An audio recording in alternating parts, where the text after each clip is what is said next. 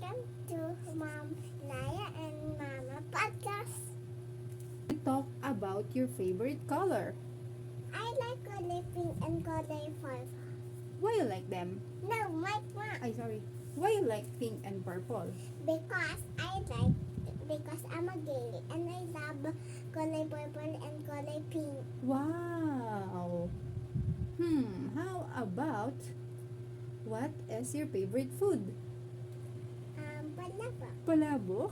Kaninong luto ng palabok ang gusto mo? You. Yeah. Masarap ba yung luto ni Mama? Yes. Then, luto mo ba yun? Po? Ikaw ba nagluto na ba? Hindi po si Lola Nanay po. Don't eat it.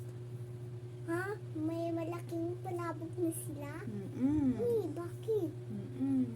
How about what is your favorite drink? Anong favorite drink mo? Yung mic mo. Juice. And Nova. Why you love Nova? Because I love. You like crunchy? Mm-hmm. Why you like crunchy foods? And real food. Why you like crunchy foods? Because it's so cancy like a millipede. It was Can you tell me about the greatest commandment of God? What's the first greatest commandment of God? the neighbor yourself. That's the second greatest commandment of God. The first one is love the Lord your God with all your Hi. So, and with all your my mind. God is good all the time. all the time. God is good. Yay! Let's talk about Jonah na lang. What happened to Jonah? The down sa sita kain ng big whale. Bakit siya na-eat ng big fish? Hindi siya nag-obey sa command ni God. Oh, nag-disobey siya. And then, Yes. kaya siya na-eat ng big fish. Yes. How many days siya doon sa big fish? Sa tummy ng big fish?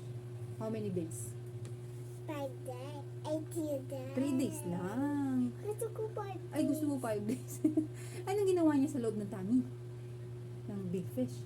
They pray. Nag-pray. And then, anong inano niya sa prayer niya? Nag-ask siya ng Ng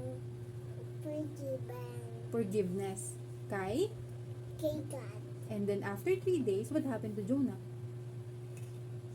Babe, Nag-burp ang whale. oh. And then, anong ginawa ni Jonah? Anong pinramis niya? Nung nakalabas na siya. Sabi niya, mag-o-obey na siya kay Kay God. always. Uubay always.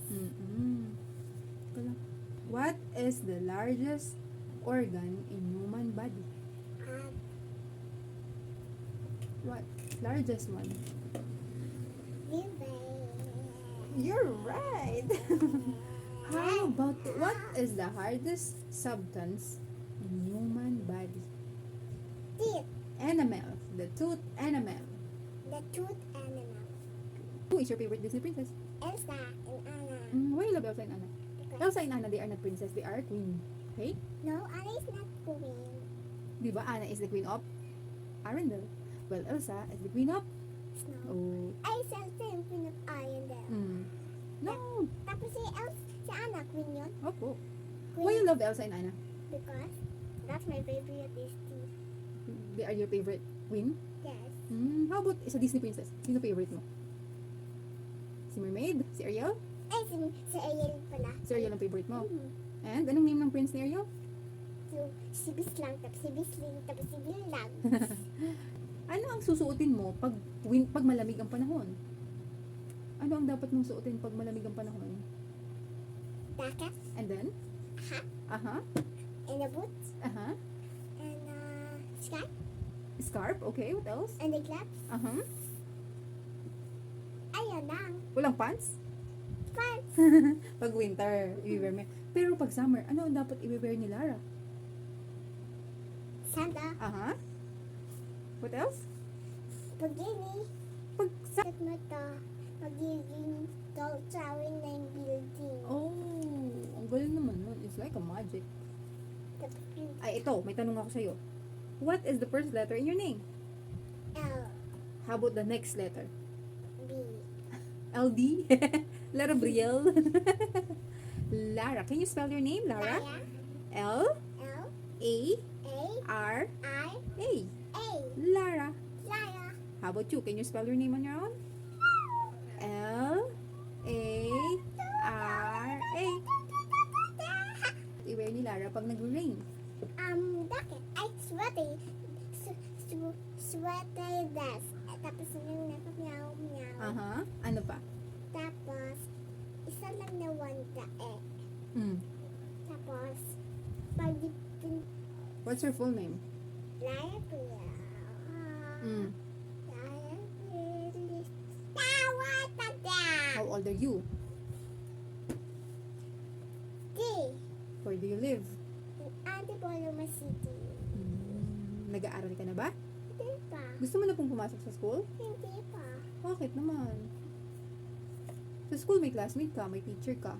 Tituruan ka ni teacher mag-write, mag-draw, mag-paint, mag-drawing. Ako yun. Hmm? Ayaw mo yun? Ano gusto mong gawin? Mag-met-met lang. Mag-make-make lang. Bakit? Ayaw ko mag-go to school. Kasi, Kasi, yung classmate ko bigis eh. Babag. no, classmate mo si Ara. Same tayo ni Ara. Pag dun sa school si Aya, Same nga kayo, magkaklase kayo. hindi ako magklase. Bakit?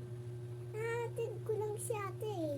Si ate kaya di pag-uwi na sa Pag 4 ka na, you're going to school na din. Mhm. But now, you're 3 pa lang, hindi pa, no? Pag 4 na, you're going to school. Are you excited? Mag-wear ka na rin ng uniform. Tapos, yung may ID, Mm-mm. Ano pa? May bag. Oh, excited ka na? Tapos may baon ka. Ano gusto mong baonin pag nag-school ka?